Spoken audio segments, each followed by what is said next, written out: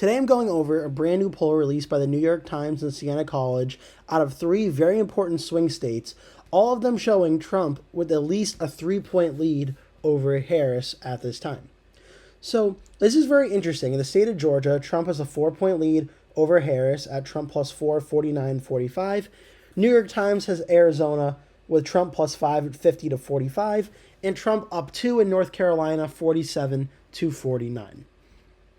So really quickly, I'm just going to look at the margins right now in these states and just show you where it is nationally. So for the state of Georgia, Trump is up in the average by 2 points on Real Clear Politics. North Carolina, Trump is up 0.4. In Arizona, Trump is up 2.2. So the New York Times poll only polled those 3 battleground states. But it's very, very interesting to show that Trump is getting a pretty sizable lead in those respective states.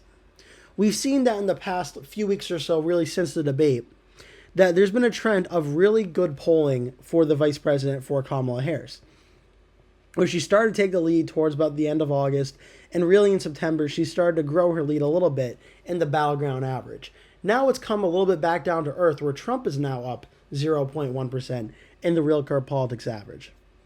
And the biggest takeaway still, and as I've been echoing for several videos now, is this a very close race that either candidate can win at this time. But I think that, this is very, very tricky because, yes, the polls have shown a very good race for Kamala Harris so far. And it's also shown that in 2016 and 2020, when Trump is on the ballot, for some reason, there always seems to be a hidden Trump vote on Election Day, where for some reason, the polls just miss by a few points on Trump's column. When it comes to predicting how much the Democrats going to get, for instance, in 2016 and in 2020, the polls did a pretty decent job at actually guessing how much vote Clinton and Biden would get. The problem is they missed on how much Trump would get.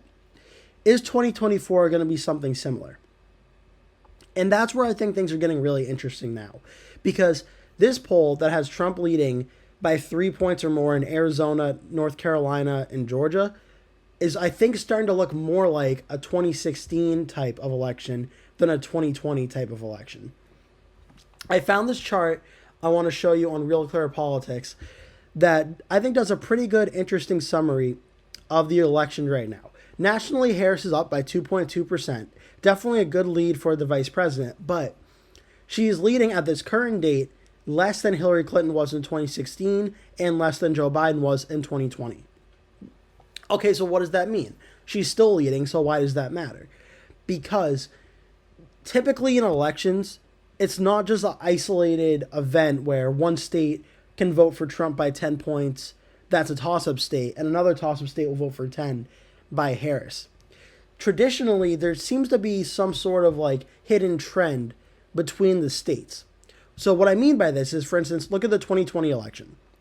This is an election where Joe Biden won very, very narrowly, but look where he did it. He won narrowly in Wisconsin, Michigan, Pennsylvania, Georgia, Arizona, and Nevada. All the toss-up states very, very narrowly swung to Biden in an election where he won. Now look at 2016, an election where Trump won. Every single one of those toss-up states, except for Nevada, voted for Trump. So there was an underlying effect nationwide in the battleground states that Trump was doing well across the swing states. What's 2024 going to be? That remains to be seen. We're going to have to wait till Election Day. But nationally, it shows you that at least Kamala Harris is polling somewhere in between or slightly worse than Hillary Clinton was in 2016 in some polls. For instance, Wisconsin. Harris is up by 1 in the polls. Biden was up by 7 in 2020. Clinton was up by 4.7. This could be maybe the polls correcting for prior mistakes and now accounting for the hidden Trump vote, or maybe it's not. Again, we're not going to know until Election Day, but let's just assume they did not do that. This is the worst a Democrat has polled against Trump in the state of Wisconsin. Pennsylvania, same thing. Trump, best he's looked in Ohio. Michigan, same thing. Best Trump has looked in a state. Arizona, this is actually Trump better than better than 2016 and better than 2020. So again, best Trump has looked in Arizona. Nevada, Trump was actually up at this point in 2016 by 2 points. So Harris having a lead here is actually good for her in Nevada. North Carolina, it's kind of in between 2016 and 2020. Georgia, Trump, better than 2020, not as good as 2016, kind of a middle ground there. Florida, much better. So what does this all mean? Well, I think just going off of the polls 100% for the election, personally, in my view, again, this is not fact, this is just my opinion, I think it can get a little tricky because that's where you have 2016 and 2020 where the polls can be off and mess up an entire model or prediction and so forth. So I don't 100% trust the polls, but I do also think the polls are a reliable resource and something to take account for. But there could also be hidden underlying messages in the polls. And one of them right now is, and I think this poll might be echoes of this, is that, look, Kamala Harris has had a very good few weeks since the debate. And she's been going up on Trump in the polls, especially nationally. She's started to grow a little bit of a lead in Arizona, or in Wisconsin and Pennsylvania and Michigan. But this New York Times poll that has Trump up in these states, it's possible Trump can win these states and still lose the election. That is certainly true. But it's not 100% likely on the same election where Trump is winning North Carolina by 3 or Arizona by 5 and Georgia by 5 that Trump's also going to lose Michigan or Pennsylvania by 5. Typically, we just don't see in America, in a very polarized country, we just don't see an election like that typically happen. So just not to be all doom and gloom for one way or the other, but this is what I'm saying.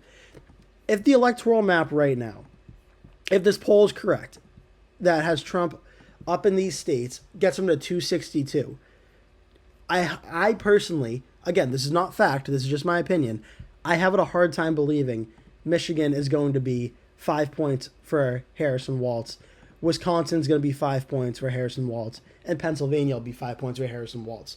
This just doesn't usually happen on an election in the United States, especially with Trump on the ballot. It just doesn't happen.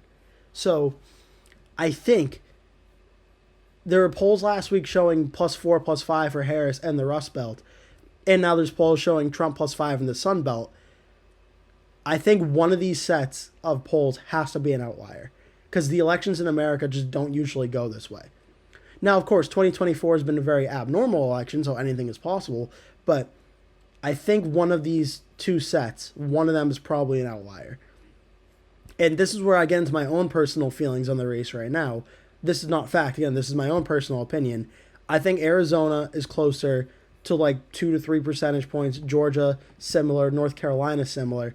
And Pennsylvania, I think, is a pure toss-up. Michigan, I think, is probably lean to tilt for Harris right now. And Wisconsin, I think, is a pure toss-up, as is the state of Nevada.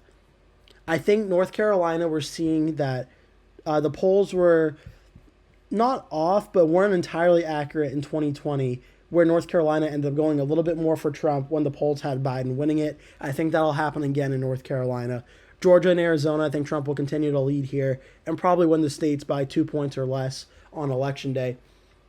Michigan, well, I think it's certainly possible for Trump to win the state of Michigan, but I think right now Harris has built up a good lead in the state, and she's narrowly favored there.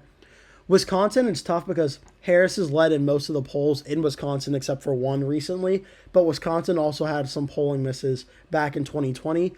But in 2022, the polls were not too far off in the Senate race and the governor's race. A little bit in the governor's race, but not too much in the Senate race.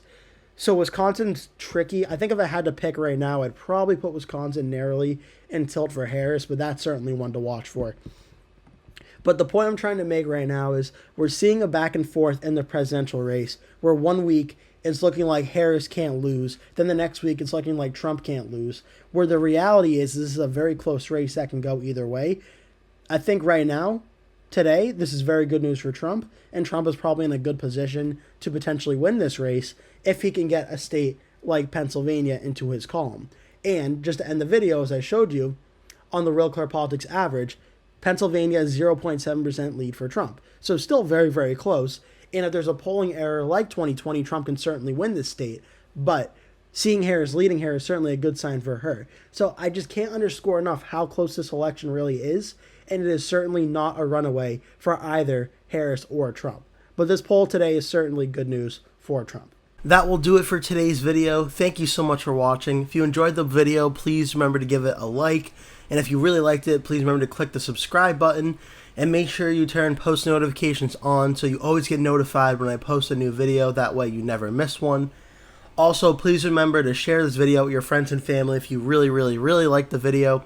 And remember to stay tuned because I'll be posting at least one video every single day leading up until Election Day. So I'd really appreciate it if you keep coming back and watching those videos. Thank you so much for watching, and I hope to see you in a future video.